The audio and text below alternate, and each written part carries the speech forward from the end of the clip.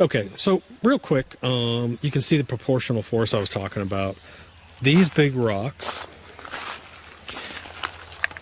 if I take a rock this size, and if this rock falls into this header box, that rock is not going to move. That rock is going to sit there because I don't have enough proportional force to move that rock out of here. I would have to increase my pitch or increase my water flow to make that move. That is the proportional force limit of that sluice. Here is the smooth sluice, and like I was talking about, I've got nothing, but I've got bedrock, and I've got UR. In fact, I think I see some fine gold sitting in there. That's pretty funny. I'll have to look and see if it is. So, because there's no interruption here, this water I can keep it, and the bigger rocks are coming down. Here's the sluice I was talking about, proportional force, and if you watch, that rock will go right out. Let's find out the proportional force rating. If it's rounded, it'll go out. That's a pretty big rock to be going out that little sluice. Now if I had riffles in here like we did last week, it won't go out. But these rocks run right out. All these rocks. Such a good example. What is the proportional force rating? At what point, here's an example, one that probably won't go out. See it? The proportional force is not great enough for that rock. Put that into a 4 or 5 inch dredge, it'll be blown out.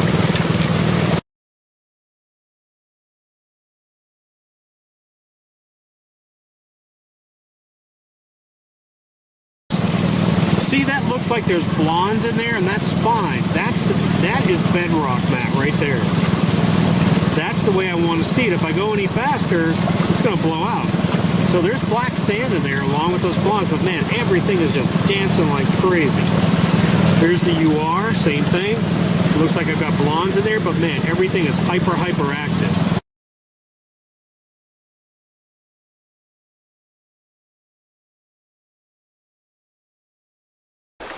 Hey guys, let's take a minute and let's look at a stream sluice for a minute.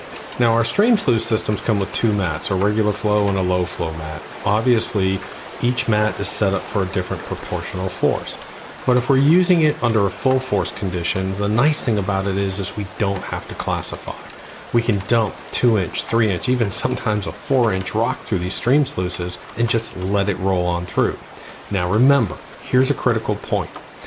Only certain size rocks will enter into the matting system and enter into the exchange process. These larger rocks are never engaged, I like to call it. So the matting system never engages these larger rocks, they simply just roll on through. I want you to watch it in the stream sluice, and then I'm going to show you dredge videos. The same thing, same principle applies. We just dump it in straight, we don't have to worry about it, the correct proportional force, and based on the classification. If we had a lower flow or used the lower flow mat, then obviously we would have to classify. But because we have strong proportional force, we don't have to in this video. All right, so what I'm going to do is I'm going to videotape Brandon feeding buckets and just make a couple notes or watch for a few things. One of the things you want to watch for, go ahead, you can start feeding. He's gonna do a moderate, probably about 20 seconds, 30 seconds for a bucket. He's gonna feed it up at the top here. And what you're gonna notice is that the majority of these large rocks will go through. If it doesn't go through once he's done, or if it gets stuck in the sluice, you can see him running through here. Now that's about a 3-inch rock. That's a big rock. But because of proportional force, because we don't have a lot of flow interruption or big riffles in this, and we have a lot of water going through, the proportional force allows larger objects to run through this system.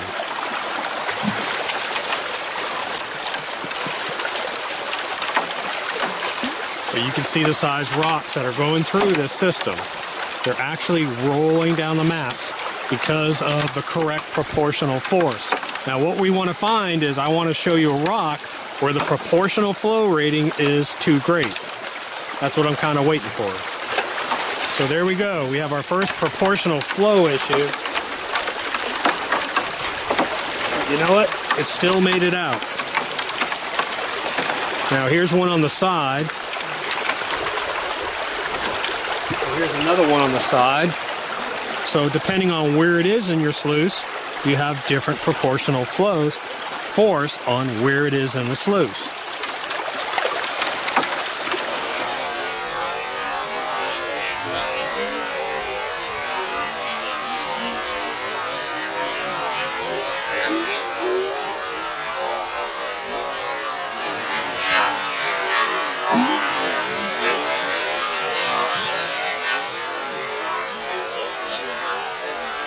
Now, let's take a look at our dredges. I want to take a look at some larger dredges, some 5 and 6 inch dredges. A lot of people are going to our matting system simply because what it does is the same principle. In these large dredges, the only thing that's being engaged into the exchange process is the bed load, the black sands and the golds and the finer material. All the larger rocks are simply flowing down the sluice. They can be, it's almost like the mats are ignoring them. They're just tumbling on by. We can go with a wider sluice. We can actually lower the depth of our water down as well on our dredges. And the only thing that's being processed or being held or being exchanged is the fines and smaller gold. Again, we can change this based on the matting, what size we want to engage. We can also change several different things. A little bit of pitch we can play with. But you'll notice that everything flows on through. Nothing, we don't have to worry about rock jams. We don't have to use big riffles to battle this deep water. It's an amazing little feat once you get it tuned in.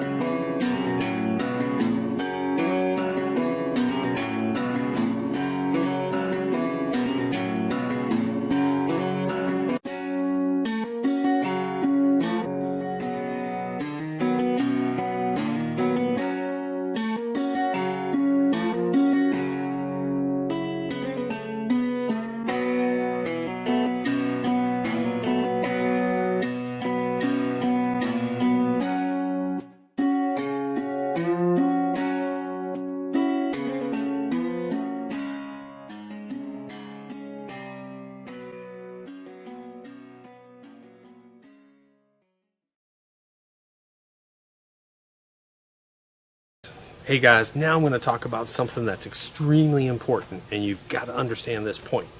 I'm going to talk about the rules of engagement. What are the rules of engagement?